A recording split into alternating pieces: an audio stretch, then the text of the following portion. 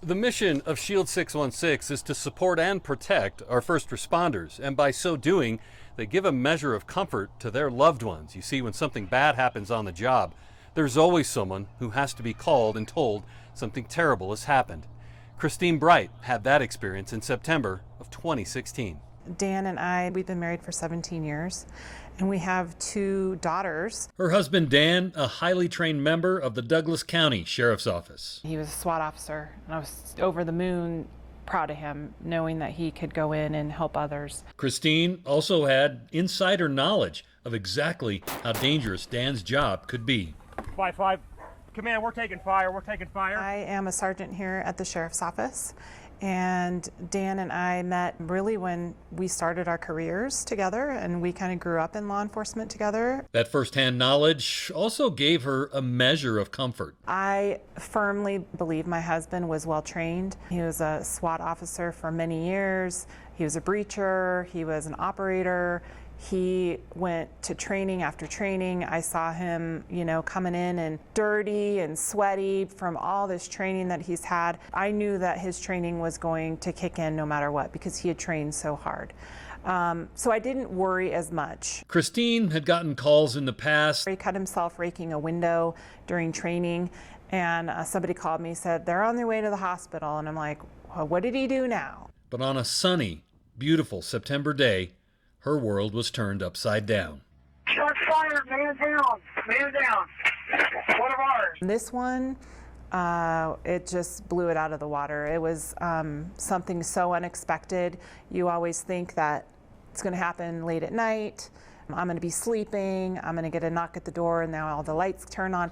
That is far from what happened during this incident. Dan had been shot in the chest by an active shooter with an AK-47 and was initially given very slim chances of living.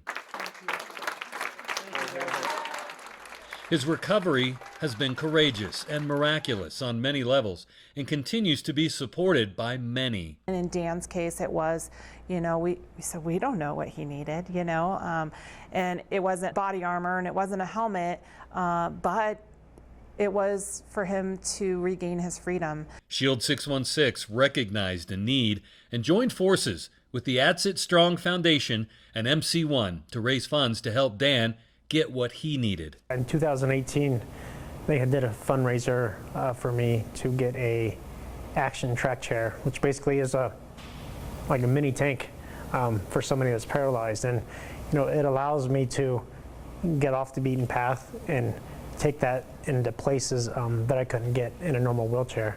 So for example, I've taken it to the river, parked it in the river to go fly fishing. I've taken it hunting. I use it to get around our property. It's a really awesome tool that gives me that sense of freedom that I wouldn't have otherwise. It's just one reason why Dan and Christine are supporters of Shield 616 and their mission to make first responders as safe as possible on the job. Shield 616, this organization is so amazing. There are agencies out there that, are smaller in nature and they only provide so much. Shield 616 can come in and assist that to these officers. It not only gives a peace of mind to the officers, but to their families as well.